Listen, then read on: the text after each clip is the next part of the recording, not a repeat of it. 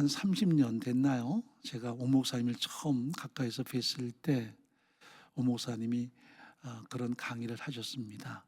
복음은 사람을 변화시키는 능력입니다 하면서 하나님의 말씀을 왜 가르쳐야 되는가? 그들을 변화시켜서 그들을 진정한 하나님의 사람으로 세우는 능력이 바로 이 말씀을 가르치는 제자훈련에 있다는 것을 그분이 늘 피력하셨습니다. 그래서 제 마음에 깊이 꽂혔거든요. 왜냐하면 이 말씀이 사람을 변화시키는 능력이구나.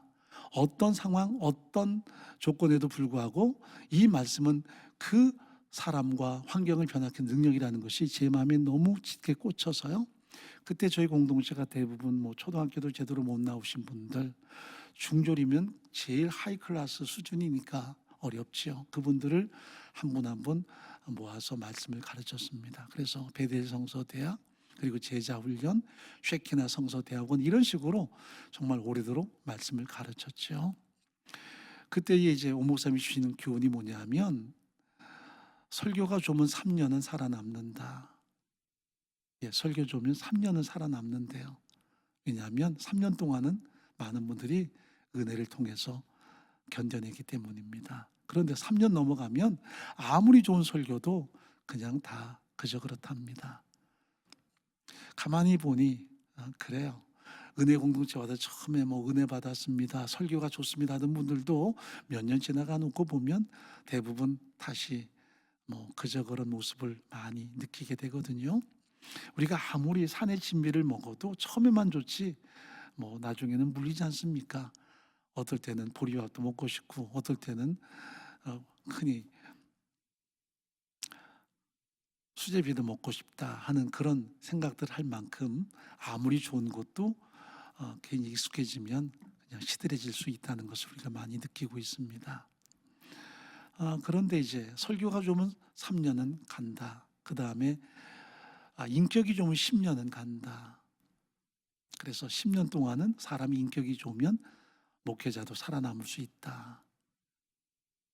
그러나 목적이 좋으면 평생 함께 갈 수 있다. 그래서 목적을 향해서 끊임없이 나갈 것을 그분이 격려하셨습니다. 그래서 저는 한 분 한 분을 말씀으로 섬겨서 그분들이 진정한 예수의 십자가의 죽으심과 부활의 의미를 가슴에 담고 제자로 삶을 살면 적어도 일평생 동안 한 방향을 향해서 끊임없이 갈 것으로 그렇게 확신하고 끊임없이 가르치는데 제 모든 노력을 다했죠.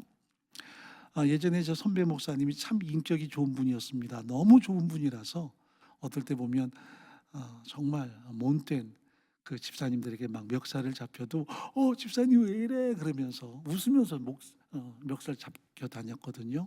제가 그걸 옆에서 보면서 선배님이 정말 인격은 좋으신데 왜 저러고 목회를 할까 싶었는데 그 인격도 10년 이상 안 가더라고요. 그래서 제가 마음에 담은 것이 목적이 좋아야 된다. 그 공동체는 분명한 목적이 있어야 된다 해서 모든 평신도를 가르쳐서 제자로 삼고 그들을 동역자로 세우는 이 모든 사역에 제 모든 전력을 다 쏟아붓기로 했습니다. 열심히 했지요. 가장 많은 팀을 할 때는 16팀을 한 적이 있습니다.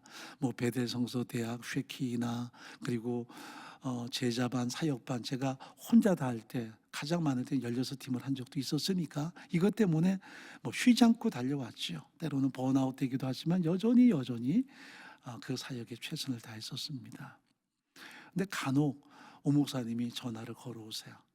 그러면 제가 반드시 그때는 뭔가 이렇게 지쳐가지고 누워있을 때였습니다. 이런 거 꽂고 있든지 아니면 그냥 완전히 진이 빠져가지고 쓰러져 있든지 그럴 때마다 전화하셔가지고 괜찮냐, 몸도 좀 돌봐라 하셨습니다.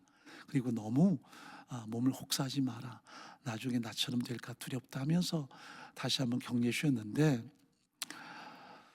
나중에 저희 공동체 오셔가지고 이제 어쩌면 마지막 같은 그런 말씀을 주신 적이 있습니다. 박 목사, 내가 지금까지 재련하면서 느낀 진수를 네게 한번 말해주고 싶다. 그 말씀이 뭐냐면 인격이 좋은 사람을 가르쳐라. 예수 믿기 전에도 인격이 좋고 믿고 난 다음에 더 인격이 좋은 그 사람들을 하나하나 선별해서 가르쳐라. 그래야만 실수가 없다. 또 실패도 하지 않는다.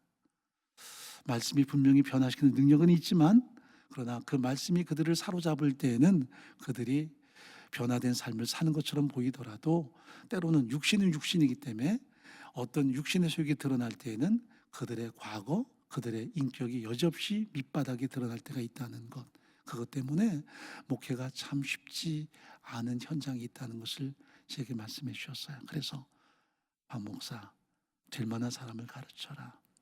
인격이 갖춰진 사람을 가르쳐라. 그런데 너무 많이 늦게 저한테 말씀해 주시는 거예요.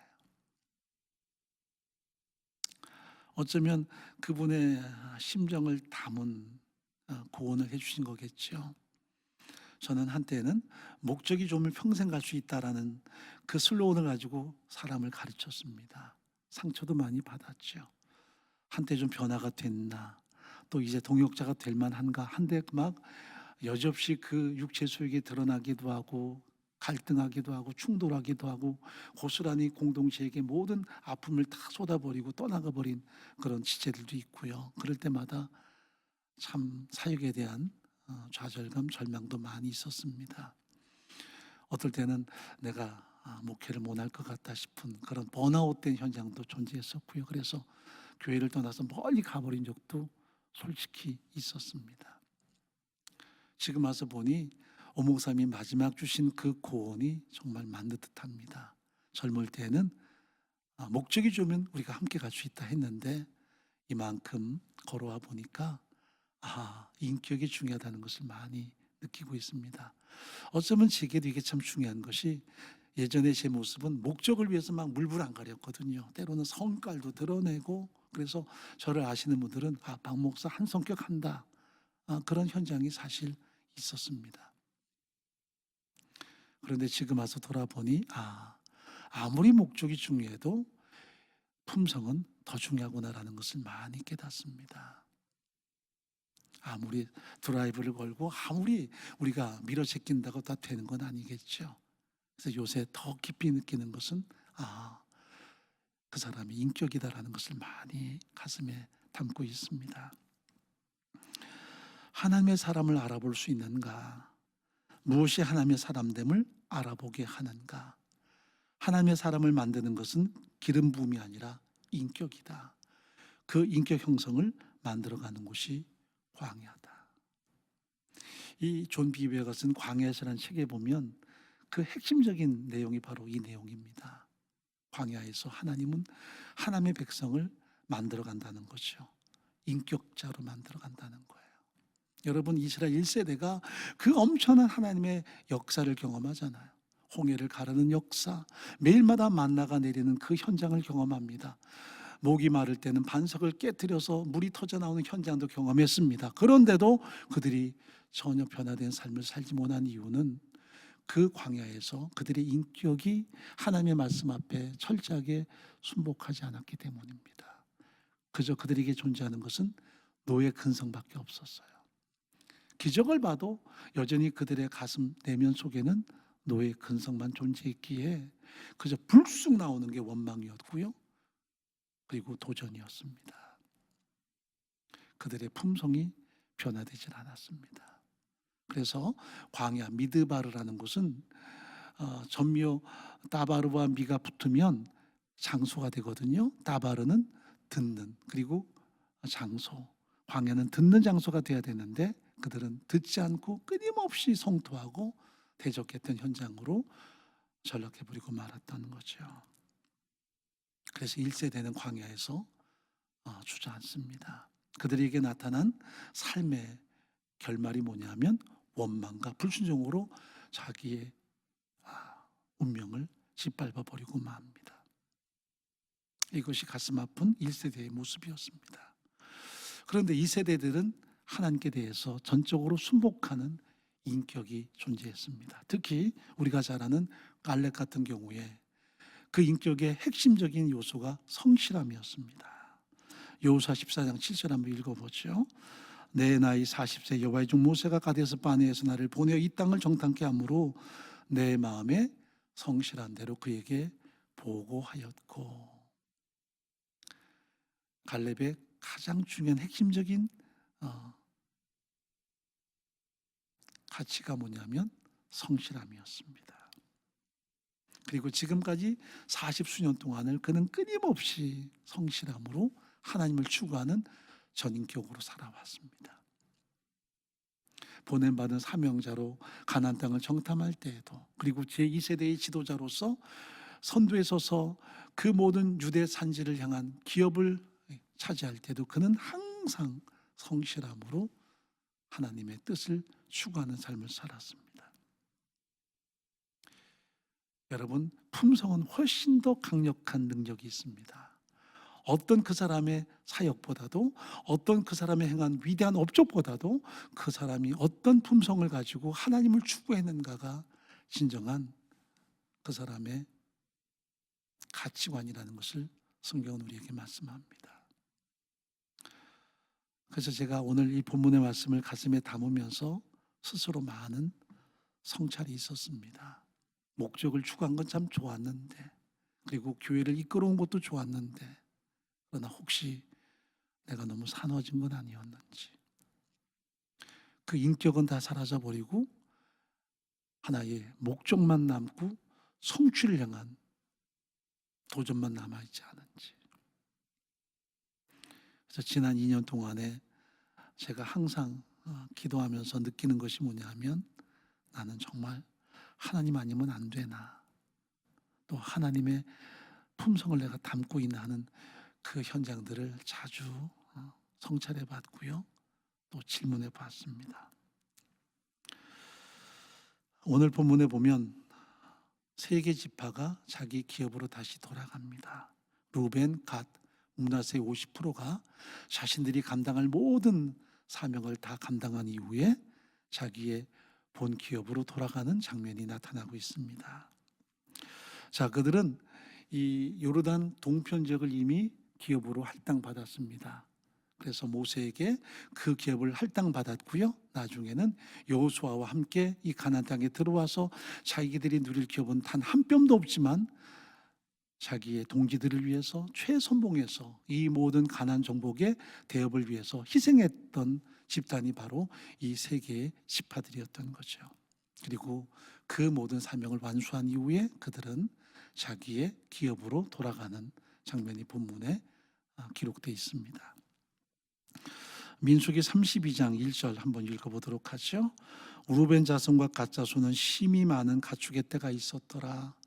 그들이 아셀 땅과 길라 땅을 본즉 그곳은 가축에 적당한 곳이니라. 16절, 그들이 모세에게 나와 가로되 우리가 이곳에 우리 가축을 위하여 우리를 짓고 우리 유아들을 위하여 성읍을 건축하고 이 땅 거민의 연고로 우리 유아들로 그 견고한 성읍에 거하게 한 후에 우리는 무장하고 이스라엘 자손을 그곳으로 인도하기까지 그들의 앞에 행하고 이스라엘 자손이 각기 기업을 얻기까지 우리 집으로 돌아오지 아니하게 싸우며 우리는 요단 이편 곧 동편의 산업을 얻어 싸우니 그들과 함께 요단 저편에서 기업을 얻지 아니하겠나이다. 모세에게 행하는 그들의 약속입니다. 우리는 요단 동편에서 이 땅을 기업으로 얻으면 마지막까지 우리의 모든 형제들이 가나안 땅을 정복할 때까지 최선봉에 서서 싸우겠습니다. 그리고 그 땅에서는 단 한 뼘의 기업도 얻지 않겠습니다 하고 다짐을 했어요. 자, 그런데 오늘 세월이 최소 5년 이상의 시간이 지났습니다. 그들은 최선봉에 서서 가나안 땅을 정복하는데 자신의 전부를 바칩니다. 그리고 드디어 여호수아의 축복 속에서 자기 기업으로 돌아오게 되는데, 오늘 3절 말씀 읽어보죠. 오늘날까지 날이 오래도록 너희가 너희 형제를 떠나지 아니하고 오직 너희 하나님 여호와의 명하신 그 책임을 지키도다. 그들은 5년 이상이나 전쟁을 수행하면서 자신에게 부여된 모든 과업을 다 완수했습니다. 그래서 제2세대들과 함께 그 땅을 정복하기 위해서 자신들의 모든 혼신을 다해서 생명을 내걸고 전쟁을 수행했던 것이죠. 그들은 최선봉에 서서 모든 위험과 역경을 먼저 감내야만 했습니다. 그 대가집을 통해서 가나안 정복을 다 정복한 이후에 거기서 자기들이 기업을 얻는 게 아니라 원래 기업이 있었던 가나안 동편 땅으로 지금 다시 귀환하고 있는 것입니다. 우리가 여호수아 1장을 보면 그들이 가나안 땅에서 들어갈 때에 그들의 다짐이 드러납니다. 자, 1장 12절 한번 읽어보죠. 여호수아가 또 루벤 지파와 갓 지파와 므낫세 반 지파에게 일러 가로되 여호와의 종 모세가 너에게 명하여 이르기를 너희 하나님 여호와께서 너에게 안식을 주시며 이 땅을 너에게 주시리라 하셨나니 너희는 그 말을 기억하라. 너희 처자와 가축은 모세가 너에게 준 요단 이편 땅에 머무리려니와 너희 용사들은 무장하고 너희 형제보다 앞서 건너가서 그들을 돕고 여호와께서 너희를 안식하게 하신 것 같이 너희 형제도 안식하게 되며 그들도 너희 하나님 여호와께서 주시는 땅을 얻게 되거든. 너희는 너희 소유지 곧 여호와의 종 모세가 너희에게 준 요단 이편 해 돋는 편으로 돌아와서 그것을 차지할지니라 하고 여호수아가 그들에게 명령했습니다. 그랬더니 그들이 어떤 다짐을 하던가요? 여러분이 최선봉에 서야 된다. 그리고 여러분에게는 단 한 뼘의 기업도 없겠지만 가나안 땅을 향해서 도전해야 된다. 여호수아가 그들에게 주는 것은 모세에게 언약했다는 거예요. 여러분이 모세와 함께 언약했기 때문에 여러분이 언약을 지키기 위해서 최선봉에 서고 아무것도 얻지 못한 채 다시 이 땅으로 돌아야 될 것이요. 그때 그들은 생명을 내걸고 다짐합니다. 자, 여호수아 1장 16절 한번 읽어보죠. 그들이 여호수아에게 대답하여 가로되 당신이 우리에게 명하신 것은 우리가 다 행할 것이요 당신이 우리를 보내시는 곳에는 우리가 가리이다. 우리는 범사의 모세를 청종한 것 같이 당신을 청종하려니와 오직 당신의 하나님 여호와께서 모세와 함께 계시는 것 같이 당신과 함께 계시기를 원하나이다. 누구든지 당신의 명령을 거역하며 무릇 당신의 시키시는 말씀을 청종치 아니하는 자 그는 죽임을 당하리니 오직 당신은 마음을 강하게 하시며 담대히 하소서. 그들은 생명을 내걸고 언약을 지킬 것을 맹세합니다. 그리고 최선봉에 서서 전쟁을 지금까지 수행해 왔습니다. 그 모든 가나안 정복 전쟁을 어느 정도 마무리할 때까지 5년 이상의 세월이 흘렀습니다. 그리고 나서 그들은 여호수아의 축복을 통해서 다시 자신들의 기업으로 복귀하고 있는 것입니다. 4절부터 한번 읽어보죠.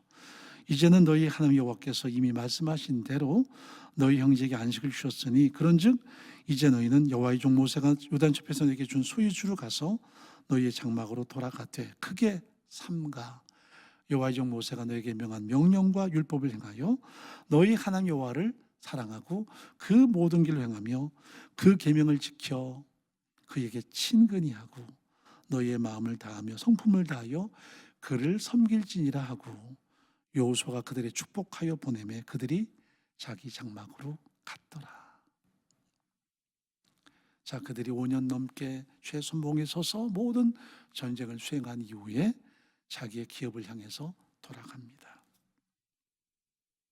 여호수아의 축복을 받고 그들은 형제들과 작별하고 다시 요단을 건너서 요단 동편 지금의 요르단 지역에 있는 자기들의 기업으로 향했습니다. 그들의 성실함이었습니다. 이 전쟁을 수행해도 이 땅에서는 우리가 땅 한 평도 못 얻어. 여기서는 어떤 것도 우리의 소유가 될 수 없어. 그럴 때 최선봉에서 전쟁을 제대로 수행할 수 있겠습니까? 뭔가 내게 쥐어지는 게 있고 뭔가 나에게 이익이 되는 게 있어야 되겠죠. 그러나 이들은 아무것도 바라지 않고 이미 주신 은혜와 하나님의 사랑을 기억하며 최선봉에 서서 그 모든 위험을 감수하고 철저하게 하나님 앞에 순종의 삶을 살아갑니다. 진정한 헌신이었습니다. 여러분, 공동체의 모습이 바로 이와 같지 않겠습니까? 먼저 구원받은 하나님의 사람들이 끊임없이 헌신하고 충성합니다. 우리가 이미 구원 얻었습니다. 은혜로 다 구원을 얻었고 하나님의 은혜가 너무나 사무쳐서 이제는 우리가 공동체를 섬기고 다른 지체들을 섬기고 복음을 위해 헌신하는 것입니다. 그렇다고 내게 돌아오는 게 있겠습니까? 그런데도 하나님의 은혜와 사랑에 감동해서 끊임없이 헌신과 섬김의 사명을 감당하는 그들이 존재하는 공동체가 진정한 공동체의 모습이라는 사실입니다.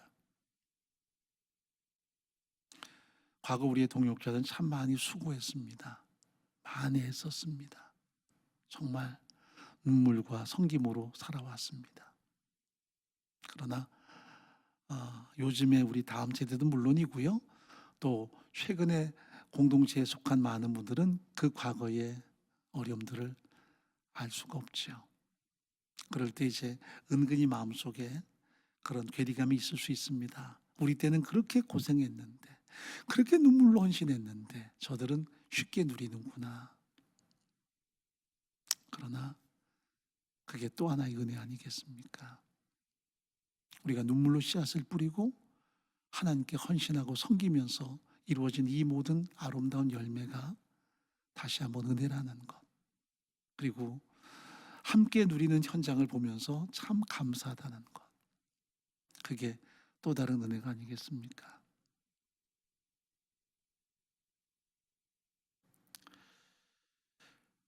그게 또한 진정한 복이 되겠죠.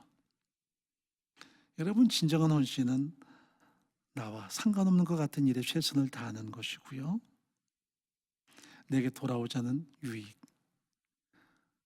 이것을 위해서 최선을 다하는, 내게 손에 잡히지 않고 내게 돌아오지 않아도 하나님의 은혜와 사랑에 감동돼서 행하는 그 모든 것이 진정한 헌신이 아니겠습니까? 이름 없이 빛도 없이. 그래서 저는 이 세계 지파 사람들을 진정한 동역자의 모형이라고 그렇게 생각하고 싶습니다. 자신에게 주어진 분깃을 미리 차지했다는 것 때문에 단 한 뼘도 얻지 못하는 그 미래를 향해서 자신의 전 생명을 다해 헌신했던 이 사람들. 그런데 주류 세력이 바라보는 이 세계 지파에 대한 시선은 참 많이 잘못되는 것을 봅니다. 자, 22장 10절 한번 읽어보죠. 루벤 자손과 므낫세 반 지파가 가나안 땅 요단 언덕가에 이르자 거기서 요단가에 단을 쌓았는데 볼만한 큰 단이었더라. 이 세 개 지파가 요단을 건너서 지금의 요르단 지역으로 갑니다. 자기 기업으로 가면서 요단을 건너자마자 커다란 단을 쌓았어요. 그러니까 이쪽에서 보면 보일 만큼 놀라운 단을 높이 쌓았습니다.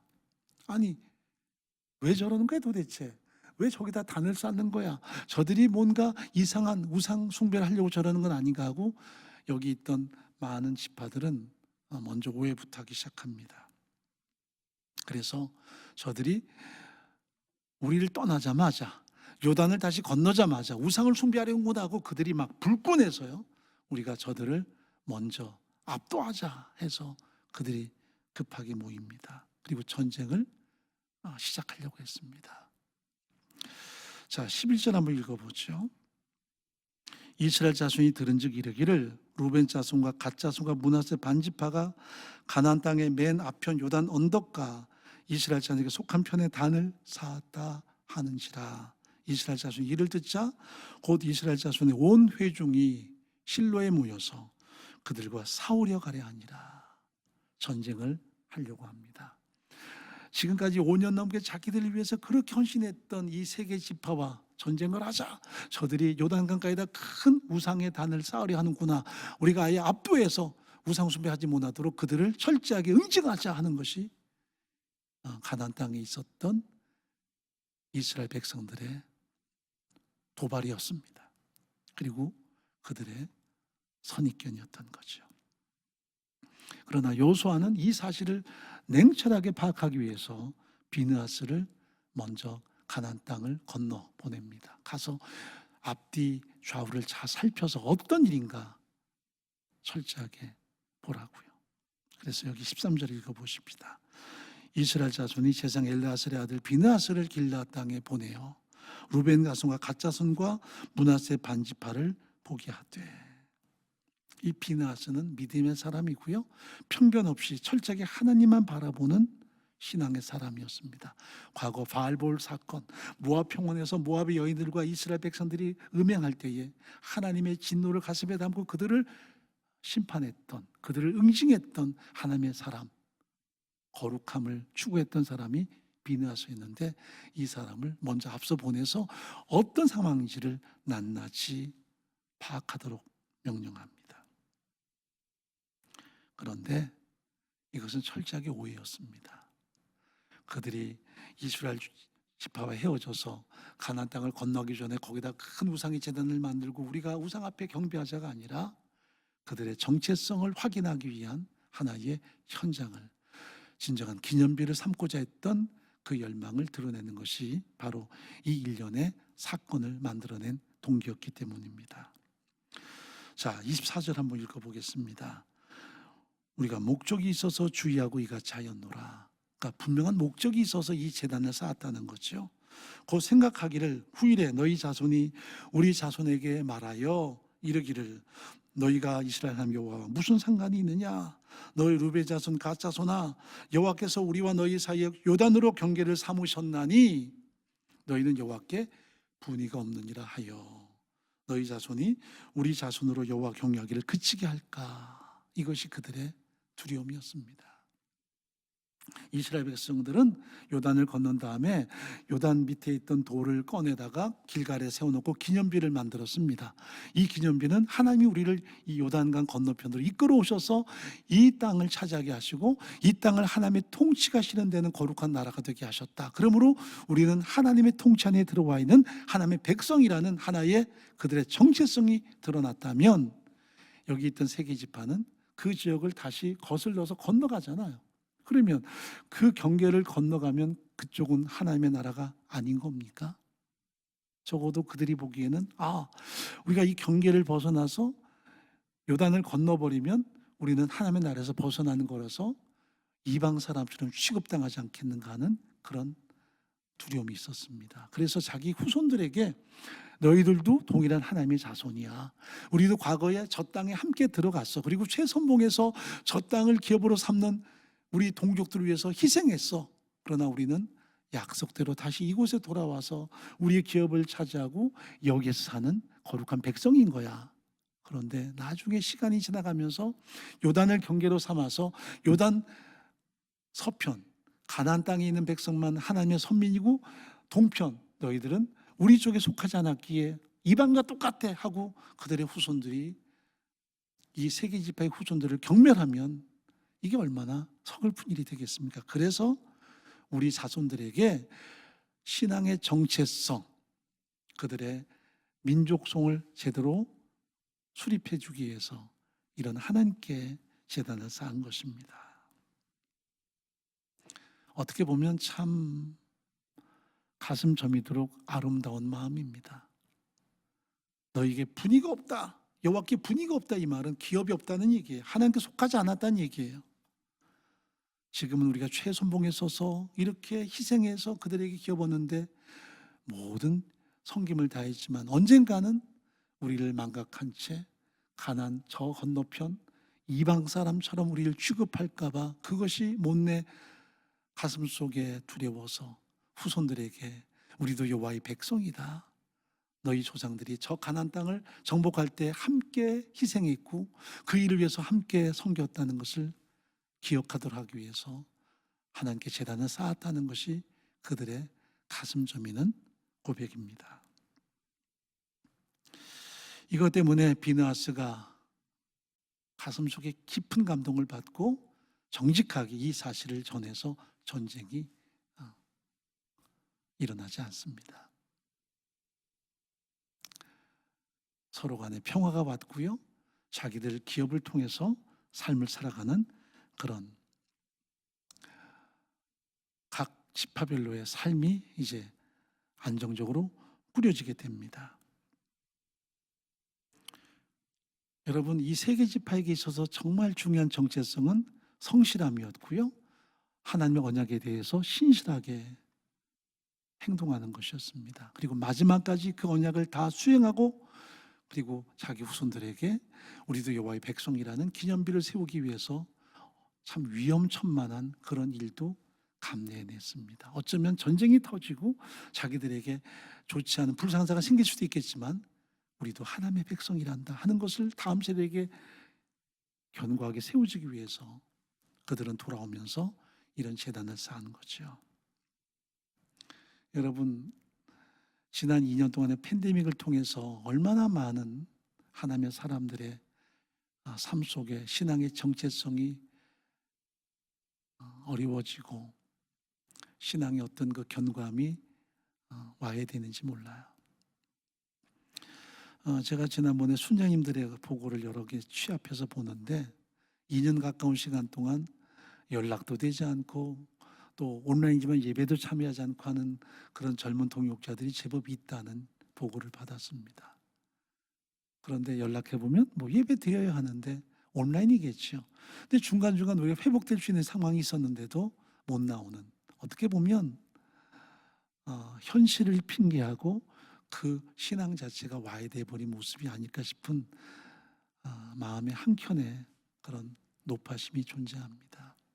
중요한 것은 내만 믿는 게 아니라 다음 세대에게 우리가 어떤 존재인가, 어떤 사람인가에 대한 분명한 정체성을 심어주는 게 중요한데 우리가 2년 동안에 이 팬데믹 상황을 통해서 많은 부분이 좀 위험해지지 않았나 싶은 그런 생각을 해보는 거죠.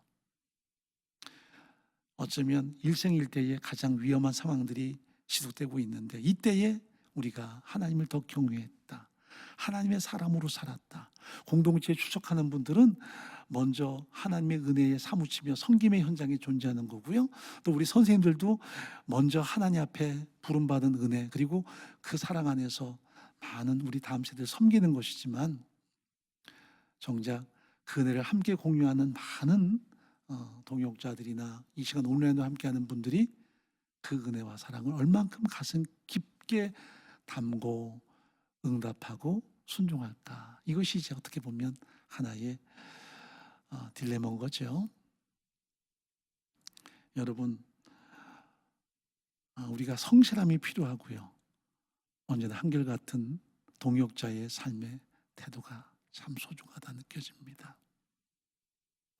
자, 지금 세계지파가 최선봉에 서서 그런 헌신과 섬김의 사명을 감당하고 돌아왔는데, 그래서 자기 다음 세대에게 우리가 하나님의 백성이라는 정체성을 남겨주기 위해서 그런 재단을 쌓는 것 때문에 자기 형제들에게 배척당할 수 있는 위험도 겪었는데, 그러나 다음에 역사를 보면 그들의 이 모든 염려들은 단순하게 쓸데없는 걱정으로 끝난 건 아니었습니다.